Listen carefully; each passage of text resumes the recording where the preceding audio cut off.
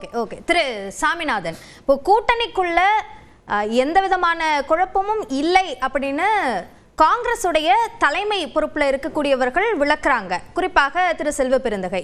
இருந்தாலும் அந்த கேள்வி குழப்பம் இருக்கா, அவங்க தங்களோட நிலைப்பாட்டில் மாறி இருக்காங்களா, இன்னும் முடிவெடுக்க முடியாத சூழல்ல இருக்காங்களா என்ற கேள்வி மீண்டும் மீண்டும் முன்வைக்கப்படுவதற்கு என்ன காரணம்?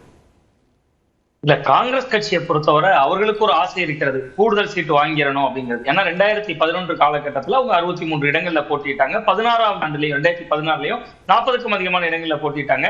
இப்போ ஒரு 25 சீட்டு தான் கொடுத்திருந்தாங்க. அதனால அவங்களுக்கு இயல்பாகவே இப்ப விஜய் வந்திருக்கிறது ஒரு நல்ல வாய்ப்பா பாக்குறாங்க. விஜய் பக்கம் நகரணும் என்கிறது நிச்சயமா காங்கிரஸ் கட்சியினுடைய தலைமையினுடைய விருப்பம் இல்ல, அது தெளிவா தெரியுது. அதனாலதான் அவர்கள் கனிமொழி அவர்களுக்கும் ராகுல் காந்தி அவர்களோட சந்திப்புலாம் நடக்குது. தொடர்ந்து இங்கிருந்து ஒரு ஆலோசனை கூட்டம் நடத்தப்படுகிற பொழுது ஒரு அறிவுறுத்தவும் படுது, நீங்க போய் எதிர்மறை கருத்துக்களை பேசாதீங்க, கூட்டணிக்குள்ள குழப்பம் ஏற்படவையா பேசாதீங்கன்னா அறிவுறுத்தப்படுது.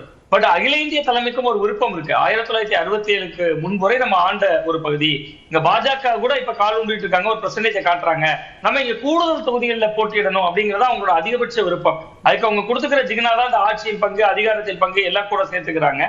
பட் அது என்ன ஆயிடுச்சுன்னா, இதுக்கு காங்கிரஸுக்கு இதுக்குள்ள ஒரு மிகப்பெரிய ரிஸ்க் இருக்கு. தெரிஞ்சோ தெரியாமலோ அதுல ஒரு பிரிவினரை சற்றேறக்குரிய தாவேக ஆதரவாளர்கள் கூட்டமா காங்கிரஸ் கட்சியை உருவாக்கிட்டாங்க. நீங்க அவங்க இயல்பாகவே கிரவுண்ட்ல தொண்டர்கள் மத்தியில நாளைக்கு உங்க திமுக கூடவே இருந்தாலும் கூட கிரவுண்ட்ல எந்த அளவுக்கு திமுகவோட ஜெல்லாவாங்க அப்படிங்கிற ஒரு கேள்வி இருக்கு. ஒரு எக்ஸாம்பிள் நீங்க அந்த மதுரையே பாருங்களேன், தளபதி அவர்கள் பேசுறாரு, அங்க உள்ள சட்டமன்ற உறுப்பினர் பதிலுக்கு மாணிக்கம் தாக்கூர் ரியாக்ட் பண்றாரு, அடுத்த நாளே அங்க போய் போஸ்ட் ஓட்டுறாங்க, அந்த தொகுதியை சம்பந்தப்பட்ட தொகுதியவே காங்கிரஸ் ஒதுக்கணும்னு போஸ்ட் ஓட்டுறாங்க, பதிலுக்கு அவர் வேட்பாளர்னு சொல்லி அவர் பேரை போட்டு உதயசூரியன் படம்லாம் போட்டு போஸ்ட் ஓட்டுறாங்க. திமுக வெர்சஸ் அதிமுக பண்ண வேண்டியதை கிரவுண்ட்ல எங்கெல்லாம் காங்கிரஸ் வலுவா இருக்கோ அந்த பகுதியில் இப்படி உள்ளடி அரசியல் மாதிரி ஒரே கட்சிக்குள்ள, ஒரே கோஷ்டிக்குள்ள, ஒரே கூட்டணிக்குள்ள பண்ணிட்டு இருக்காங்க. இது வந்து கிரவுண்ட்ல வந்து தொண்டர்கள் மத்தியில ஒரு முடிவெடுக்கிறதுல ஒரு பெரிய ஓட்ட ஜெல்லாகிறதுல ஒரு பெரிய குழப்பத்தை ஏற்படுத்தும். நீங்க கிட்டத்தட்ட ஒரு 6 மாதங்களுக்கு முன்பு பார்த்தா அதிமுக பாஜக கூட்டணியில தான் இப்படி பல குழப்பங்கள் இருந்தது.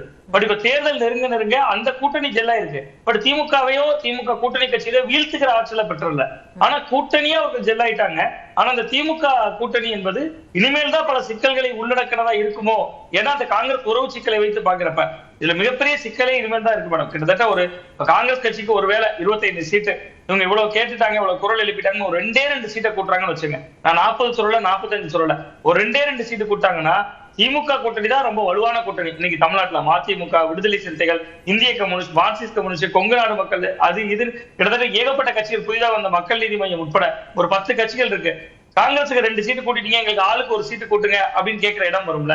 ஏன்னா ஒரு 6 மாதத்துக்கு முன்னாடி மார்க்சிஸ்ட் கம்யூனிஸ்ட் கட்சியும் இந்திய கம்யூனிஸ்ட் கட்சியும் வெளிப்படையா கேட்டாங்க தானே, விசிக கேட்டாங்க. தொகுதி பங்கீடு அப்படின்றது வந்து இந்த முரணை இன்னும் அதிகப்படுத்தும்ன்றீங்களா?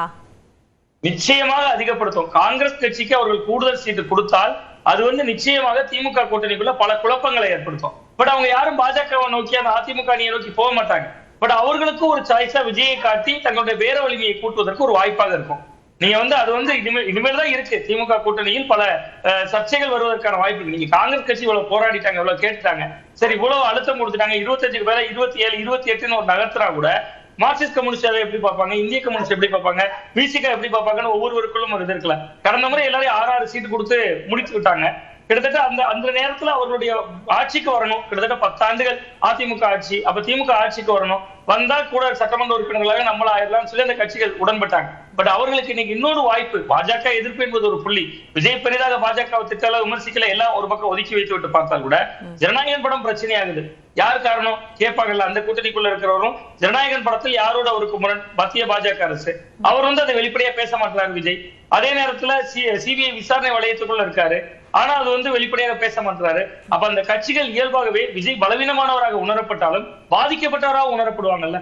அப்ப அந்த இடம் வந்து திமுகவுக்கு ஒரு நெருடலான இடமா காலப்போக்கில் மாறும். அப்ப காங்கிரசுக்கு அவர்கள் கூடுதல் சீட்டு கொடுத்தால்தான் இன்னும் பெரிய பிரச்சனைகள் காத்திருக்காது. எப்படி காங்கிரஸ் அழுத்தம் கொடுக்கும் அப்படின்னு சொல்றீங்கல்ல கூடுதல் இடங்களுக்கு, அப்போ அது இங்க அதிமுக பாஜக கூட்டணியில அந்த அழுத்தம் இருக்காதுன்னு நினைக்கிறீங்களா? அப்ப பாஜக முந்தைய தேர்தலை விட நிச்சயமாக கூடுதல் இடங்களை கேட்க தான் போகுது, அப்படியான ஒரு சூழல் தான் இருக்குன்ற தகவல் சொல்லப்படுது. அதே மாதிரி அமமுக பலமாக இருக்கக்கூடிய தொகுதிகள் என்று அவங்க கேட்கக்கூடியதும் அதிமுக கேட்கக்கூடியதும் அங்க கிளாஷ் ஆகிறதுக்கான வாய்ப்பு இருக்கு. இப்படி அங்கேயும் தொகுதி பங்கீடு தொடர்பான குழப்பங்கள் வரும் தானே? நிச்சயமா இருக்கு மேடம். அது வந்து அழுத்தத்தால் உருவான கூட்டணி தான். அதிமுக கூட்டணி என்பதே ஒரு அழுத்தத்தால் உருவானப்பட்ட கூட்டணி தான், அதுல எல்லாம் எந்த சந்தேகமும் இல்லை. பட் என்னதான் அழுத்தம் இருந்தாலும் அங்க இருக்கிறவர்கள் பிரதமர் நரேந்திர மோடி அவர்களோடு 2 புறமும் கைகளை தூக்கி நின்னுட்டாங்கல்ல. தேசிய ஜனநாயக கூட்டணி என்கிற ஒரு வடிவம் அதுக்குள்ள வந்துட்டாங்கல்ல. நீங்க அங்க இருக்கிற ஒவ்வொருவருக்கும் ஒரு சிக்கல் இருக்குல்ல. கூடுதல் சீட்டு கேட்கலாம், அதிமுக தரப்புக்கு அழுத்தமே இருக்கலாம். அதிமுகவால் இன்னைக்கு அழுத்தம் அப்படின்னு ஒரு பக்கம் இருந்தாலும் கூட அன்புமணி அவர்களுக்கு இன்னைக்கு மாம்பழம் சின்னத்தை பின்னாடி போட முடியுதுல்ல. தேர்தல் ஆணையம் அந்த சின்னத்தை அந்த அலுவலகத்தினுடைய முகவரிய அன்புமணி அவர்களுக்கு தானே கொடுத்திருக்கு. அப்ப அவருக்கு இயல்பாகவே அந்த கூட்டணிக்குள் கூடுதல் சீட்டு கொடுத்தாங்க, கொடுக்கல, கேட்கலாம், கோரிக்கை வைக்கலாம். அது நடக்கலைன்னா அன்புமணி அவர்களால் இன்னைக்கு வெளியில செல்ல முடியுமா? ஒன்று. இன்னொன்னு டிடிவி தினகரன் அவர்கள் நானே தேர்தலில் போட்டியிடலன்ட்டு. அப்ப அவருக்கு எத்தனை சீட்டு கிடைத்து அவர்கள் எவ்வளவு மந்திரி சபைக்குள்ள வருவாங்க என்பது 2வது நிலை. 3வது, அதிமுக வேற கூட்டணியே இல்ல, வேற வாய்ப்பே இல்ல. அப்ப பாஜக அழுத்தம் கொடுக்கும், கூடுதல் சீட்டை நிச்சயமா வாங்கிடுவாங்க. ஏன் வாங்கிடுவாங்கன்னா அவர்களால் தான் இந்த கூட்டணியவே அவர்களுக்கு கட்டமைக்க முடிஞ்சிருக்கு. அதிமுகவால அமமுக உள்ள வந்திருக்காங்க, இன்னைக்கு அன்புமணி பிரிவு உள்ள வந்திருக்காங்க, இன்னும் ராமதாஸ் அவர்கள்ட்ட பேச்சுவார்த்தை நடத்துவாங்க. இங்க அழுத்தங்கள் இருக்கு, ஆனா இந்த கூட்டணி சிதறாதுங்க. ஏற்கனவே அழுத்தங்களால உருவாயிருச்சு ஒரு கூட்டணி, சேர்ந்து கை கொடுத்துட்டாங்க, மேடையில நின்னுட்டாங்க. காங்கிரஸ் பேச்சுவார்த்தை குழு அமைத்து 2 மாதங்கள் ஆகுது, திமுக இன்னைக்கு வரை அமைக்கல. நாளை வரதா இருந்தார் கே சி வேணுகோபால் அவர்கள், கேரள மாநிலத்தை சேர்ந்தவர், ஆலப்புழா தொகுதியினுடைய எம்பி, காங்கிரஸ் கட்சியுடைய அகில இந்திய பொதுச் செயலாளர். நாளைக்கு திமுகவை மீட் பண்றதா அவருடைய பயண திட்டம் கேரளால வடிவமைக்கப்பட்டிருந்துச்சு. பட் அந்த பயண திட்டம் திடீர்னு பார்த்தா 5ஆம் தேதிக்கு மாற்றி அமைக்கப்படுது. சோ அப்ப அது எல்லாமே நம்ம பொருத்தி பார்க்க வேண்டியிருக்கு. நம்ம அப்ப திமுகவுக்கு காங்கிரஸ் அழுத்தம் தருது. அந்த அழுத்தத்திற்கு திமுக உடன்பட்டால் அந்த கூட்டணியில் இருக்கிற பிற கட்சிகளும் இந்த குரலை எழுப்புவாங்க. இன்னைக்கு அதிமுக கூட்டணியை விட திமுக கூட்டணி வலுவாகவும் இருக்கு, வெற்றி பெற இடத்திலையும் இருக்கு. பட் அந்த கூட்டணியை சிதறாம காக்க வேண்டிய பொறுப்பு திமுக தலைமையில இருக்கு. அவங்க எப்படி டீல் பண்ணுவாங்கங்கறத பொறுத்து அது இருக்கு. ஓகே அழுத்தங்கள் பத்தி பேசுனீங்க, அதை சார்ந்து சில நிறைய குழப்பங்களும் இருக்கு. குறிப்பாக ராமதாஸ் என்ன முடிவெடுப்பார், தேமுதிக என்ன முடிவெடுக்கும், ஓபிஎஸ் என்ன முடிவெடுப்பார் அப்படின்ற கேள்விகள்லாம் இன்னும் தொடர்ந்துகிட்டே இருக்கு திரு பிரியன். சோ இது எப்படி, எதை நோக்கி இது நகரும் அப்படின்னு நினைக்கிறீங்க? அதுக்கு முன்னாடி ஒரு விஷயம் சொல்லிடுறேன். திமுக கூட்டணியில் இருக்கிற எல்லா கட்சிகளும் டபுள் டிஜிட்டில் இடங்கள் கேட்பாங்கன்றது உண்மைதான், கேட்பாங்க. அது விஜய் ஒரு காரணமாக காமிச்சு கேட்கறதுக்கான வாய்ப்புகள் நிறையா இருக்குது. ஆனால் அதில் வந்து ஒரு கல்லில் 2 மாங்க அடிக்க பார்க்குறாங்க இந்த கூட்டணி கட்சிகள், திமுக கூட்டணி கட்சிகள். அதிக இடங்கள் கேட்கறது மூலமாக அது கிடைச்சா ஒரு அட்வான்டேஜ் அவங்களுக்கு. ஓகே, திமுக போட்டி போடுற இடங்களோட எண்ணிக்கையை குறைக்கிறது அவங்க நோக்கமாக இருக்குது. ஆக்சுவலாக அவங்க குறைச்சாங்கன்னா திமுக மெஜாரிட்டி இடங்கள் பெறுவதற்கான வாய்ப்பு குறையும். அப்படி குறைஞ்சதுன்னா கூட்டணி ஆட்சி இயல்பாகவே அமையும். ஸோ 2 விதத்தில் ஒர்க் பண்ணுறாங்க. திமுகவுக்கு திமுகவுக்கு தெரிஞ்சுதான் அவங்க ரொம்ப ஸ்ட்ரிக்டாக இருக்காங்க. அவங்க நாங்கள் குறைஞ்சபட்சம் 175 150 தொகுதிகளை போட்டி போடுவோம்னா அப்போ தான் 117 தொகுதிகளை வின் பண்ணுறதுக்கான வாய்ப்புகள் பிரைட்டாக இருக்கும்.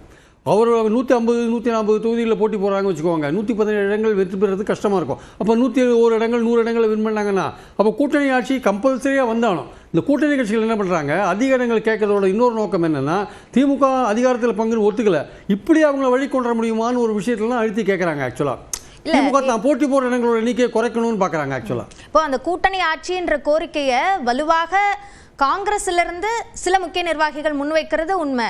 அதே மாதிரி விசிகாவும் அப்படியான கோரிக்கையை முன்பு வச்சாங்க. ஆனா இப்போ இந்த தேர்தல் நாங்க வைக்க மாட்டோம் அப்படிங்கறத சொல்லிட்டாங்க.